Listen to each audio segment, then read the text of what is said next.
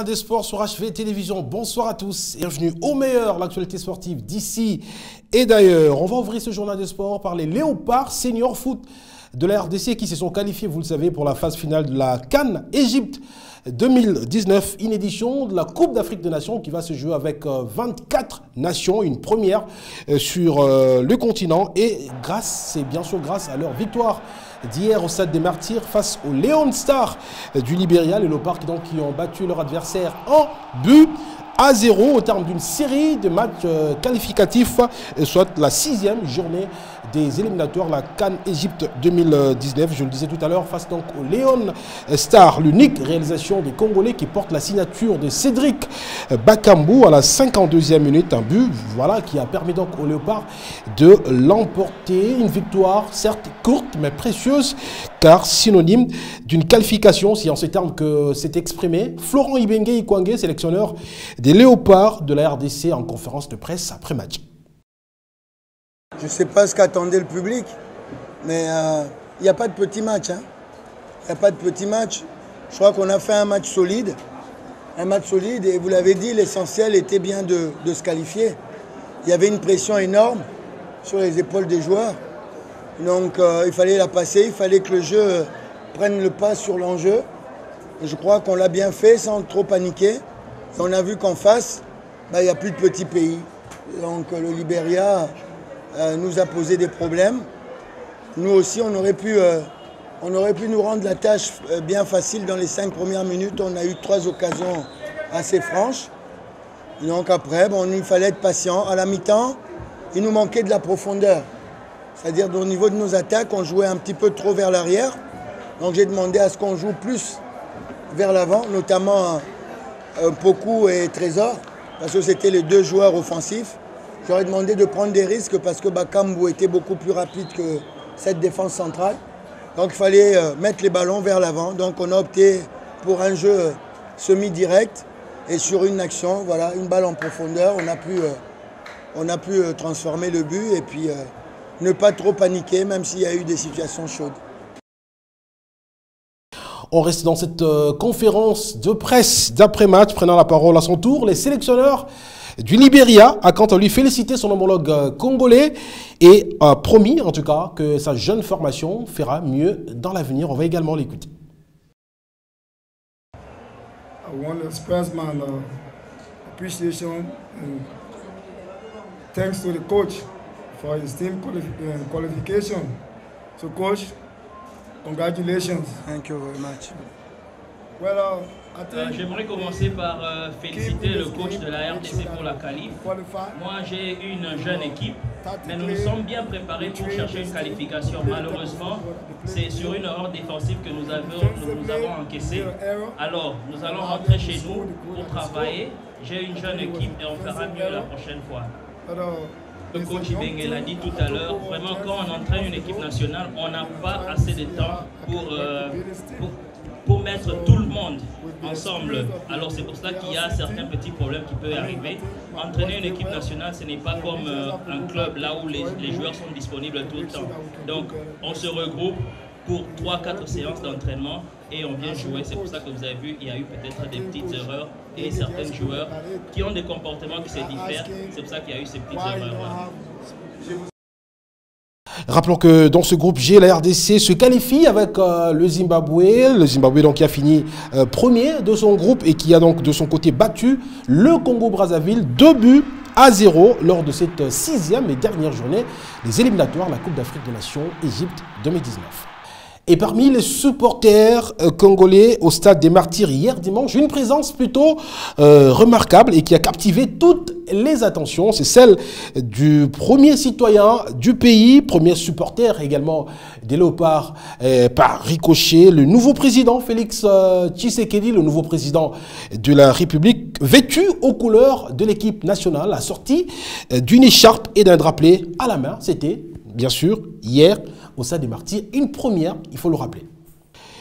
Et pour ce qui concerne donc les qualifiés pour cette phase finale de cette Coupe d'Afrique des Nations, on signale 3 nouveaux venus, parmi lesquels le Burundi, la Mauritanie et qui s'est également qualifié, le Burundi, tombeur du Gabon de Pierre-Emerick Aubameyang lors de cette 6e journée, et également le Madagascar. La Tanzanie, elle, revient 39 ans après sa dernière participation à une phase finale de la Coupe d'Afrique des Nations, remonte en 1980 lors de cette CAN à 8 joué au Nigeria. Et avec ces 7 titres, l'Égypte revient également, le Cameroun, le Nigeria, le Sénégal, l'Algérie, le Maroc, la Tanzanie, l'Afrique du Sud, le Zimbabwe, la RDC, la Tunisie, l'Angola, la Côte d'Ivoire, le Ghana, le Bénin, l'Ouganda, le Kenya, la Namibie, la Guinée-Bissau et le Mali. Donc voilà, les 24 nations qui se sont qualifiées pour la phase finale de cette CAN qui, on le rappelle, va se jouer en Égypte cette année. On va à présent faire un tour dans les différents stades africains pour voir ce qu'a été cette 6e et dernière journée des éliminatoires, la Coupe d'Afrique des Nations Égypte 2019, avec ce condensé que nous propose Dixon Yala. La Guinée équatoriale en groupe A a réussi à s'imposer à l'extérieur 4 buts à 1 face au Soudan. Une victoire qui ne comptera pas beaucoup dans ce groupe où le Sénégal, vainqueur du Madagascar, 2 buts à 0, prend la première place avec 16 points devant le Madagascar qui finit deuxième avec 10 points. En groupe B, les Maoris est allé chercher le nul de 0-0 au Malawi, alors que dans l'autre duel, le Cameroun a puni les Comores 3-0 au stade Amadou Ahidjo de Yaoundé. Des réalisations signées Eric Maxime Choupo-Moting, sociétaire du Paris Saint-Germain à la 53e minute, Christian Bassongo à la 53e minute et le Marseillais Clinton G à la 88e minute.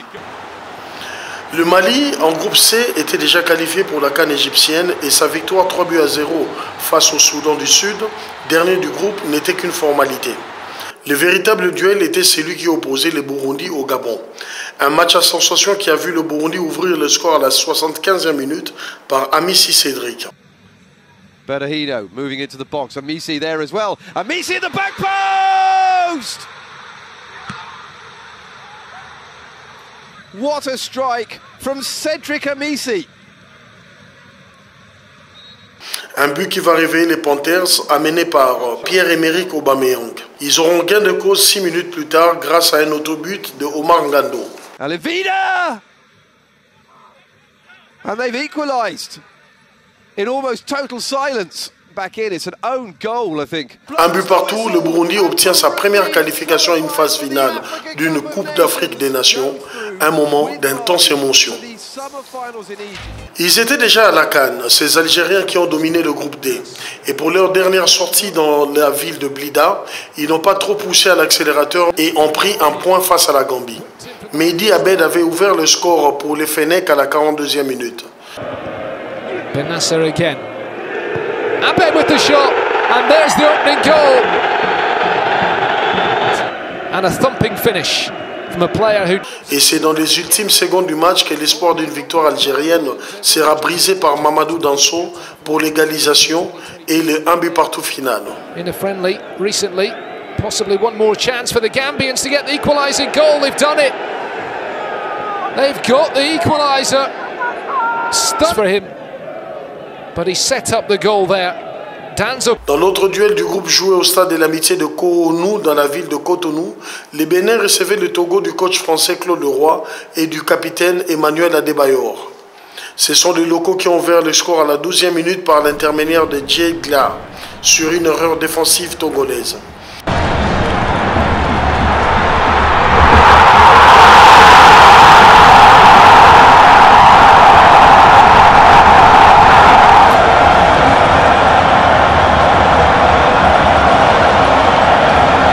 L'espoir reviendra pour les Togolais condamnés à gagner à la 72e minute grâce à une tête de Emmanuel Adebayor qui jouerait son dernier match international avec le Togo.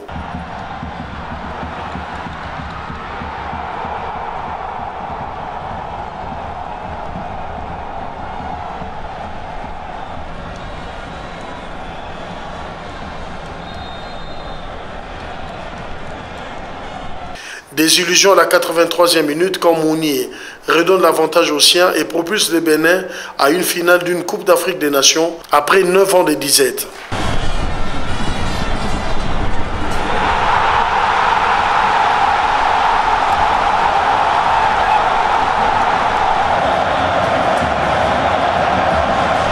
Le groupe E, un groupe dominé par les Nigériens et l'Afrique du Sud, d'ores et déjà qualifiés avant cette 6e journée.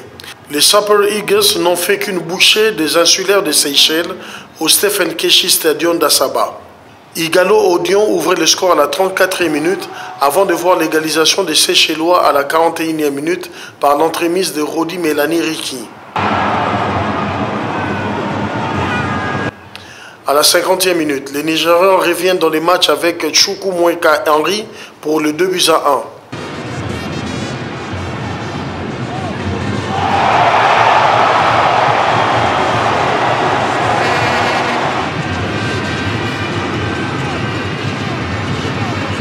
Le coup de grâce sera donné à la 90e minute par Simon Moses pour le 3-1 final.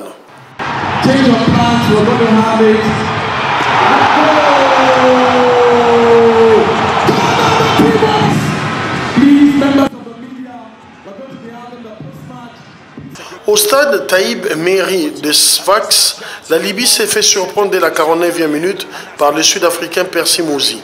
Barish.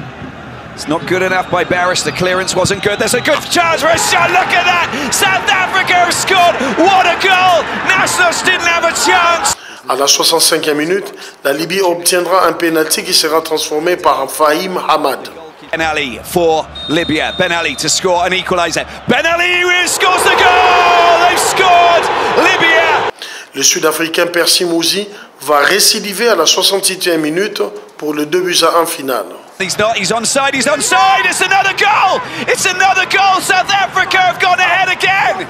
What a fantastic strike that was! A beautifully worked corner, I must admit. Onside. En groupe F, le Ghana qui a battu les Kenyans 1-0 se voit qualifié avec son adversaire du jour dans un groupe où tout avait bougé avec la disqualification de la Sierra Leone. En groupe G, la République démocratique du Congo a sauvé sa tête en battant 1-0 le Libéria grâce à l'unique but de Cédric Bakambu à la 52e minute.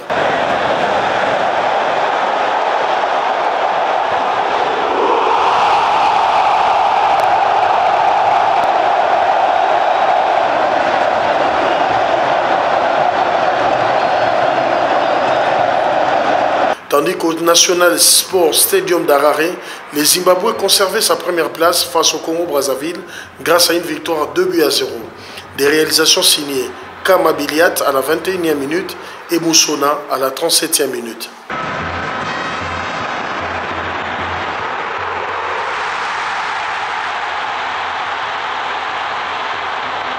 Côte d'Ivoire-Rwanda était l'affiche au sommet dans ce groupe H. Avec un but à la 6e minute, réalisation signée Nicolas Pepe, les Ivoiriens ouvraient les balles dans le chaudron du stade Félix Houphouët-Boigny d'Abidjan.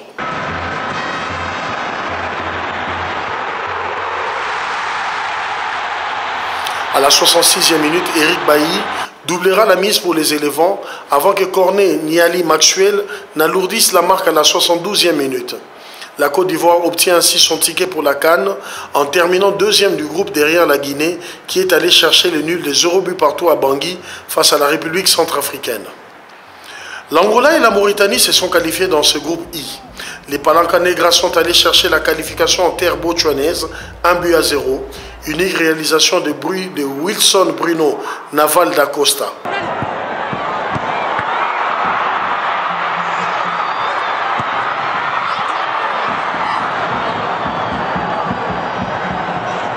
La Mauritanie, comme dit plus haut, s'est qualifiée grâce à un parcours exemplaire ponctué de 4 victoires. Elle s'est néanmoins inclinée lors de cette 6e et dernière journée face au Burkina Faso, 0-1, un but de Bertrand Isidore Traoré.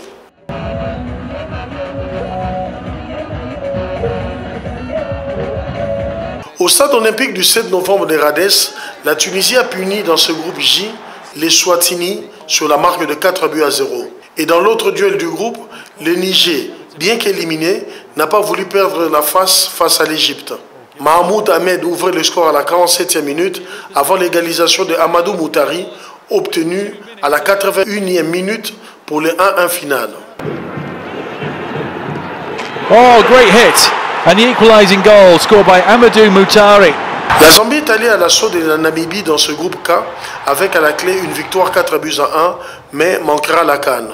Dans l'autre duel, la Guinée-Bissau a, elle, été contrainte au nul 2 buts partout par le Mozambique. Et enfin, dans le groupe L, l'Ouganda finit en tête avec 13 points malgré sa large défaite 3-0 face à la Tanzanie.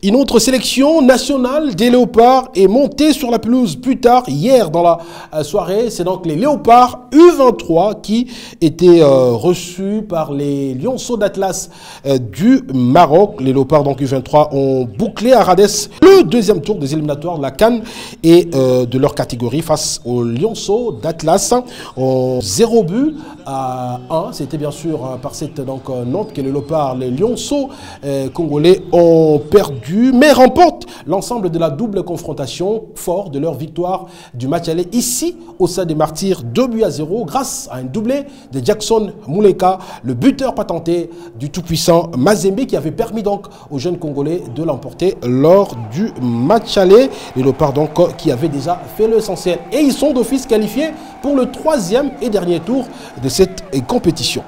On va revenir au pays cette fois-là pour parler de la Ligue nationale de football. L'affiche des SMP ASV Club est comptant pour la 22e journée du championnat national. La division 1 est prévue pour ce dimanche 31 mars. Mais avant cela, les Daring Club Motema Pembe s'apprêtent à rencontrer ce mercredi l'AS Dragon Bihima. Ça sera donc au stade Tata Raphaël. Le Daring Club Motema Pembe, rappelons qu'il a bouclé son séjour à l'est de la République où il a livré une série de rencontres. Et aussitôt, l'équipe a regagné Kinshasa le samedi dernier dans la soirée et aussitôt a repris avec les séances d'entraînement. On va parler football féminin à présent. 3 rencontres se sont disputées ce week-end. Un match remis de la 5e journée du championnat provincial de football féminin de Kinshasa au stade des Martyrs. Avenir est tombé 0-2 devant Bilingue. Promesse a battu Espoir de Bandal 2-1. Et Denisport a tenu Sekifoot en échec 4-2. Allez, d'une discipline à une autre, on va parler tennis de table à présent, tenu récemment à Tumba Mission dans la province du Congo central, la 6e édition du championnat national de tennis des tables, une édition particulière dans la mesure où toutes les ligues ont répondu présent, une édition qui l'est davantage spéciale parce que les retombées sont légion, notamment le fait que la police de la RDC a à présent une équipe de tennis des tables, mais c'est également le fait de l'achat de plus de 200 tables et qui seront remis aux différentes ligues. C'est ce qu'a annoncé donc le président de la Fédération congolaise de tennis des tables et qui est passé en tout cas dans nos installations le week-end dernier. On va écouter Saint-Mathieu Mwanambuta. Bilan très positif parce que vous avez pu voir des athlètes qui ont excellé notamment au niveau des petites catégories, notamment les minimes, les cadets, les hops, hein, et au niveau des juniors. Au niveau senior, rien de surprenant parce que ce sont pratiquement les cracks de cette discipline qui sont sortis vainqueurs. Mais au niveau des catégories jeunes, il y a un excellent niveau qui arrive. Et pour le championnat d'Afrique jeunes qui vont avoir lieu à partir de la semaine prochaine, enfin à partir du 7 avril, je crois que c'est de bon augure. La RDC quitte déjà Kinshasa jeudi prochain. Pour ces championnats, c'est de bon augure. Deuxième enseignement, au niveau de province, vous avez pu voir, toutes les ligues étaient présentes maintenant. Parce que généralement, c'est 4 qui sont présentes sur les 7, il y a 4 qui viennent. Non pas parce qu'ils n'ont pas la volonté, mais le vrai problème, c'est qu'au niveau de province, par rapport au financement, il y a un problème qui se pose. Même financer 2 athlètes pour une compétition nationale, il y a des problèmes. Et là, nous avons fait un effort pour essayer d'envoyer à toutes les ligues les titres de voyage pour qu'au moins toutes les provinces soient présentes. Et nous avons écarté tous les frais de participation. que généralement, ce sont les ligues qui payent les frais de participation. Cette fois-ci, il n'y en a pas eu. Nous avons pris totalement le tout à charge pour permettre quand même que toutes les provinces soient là.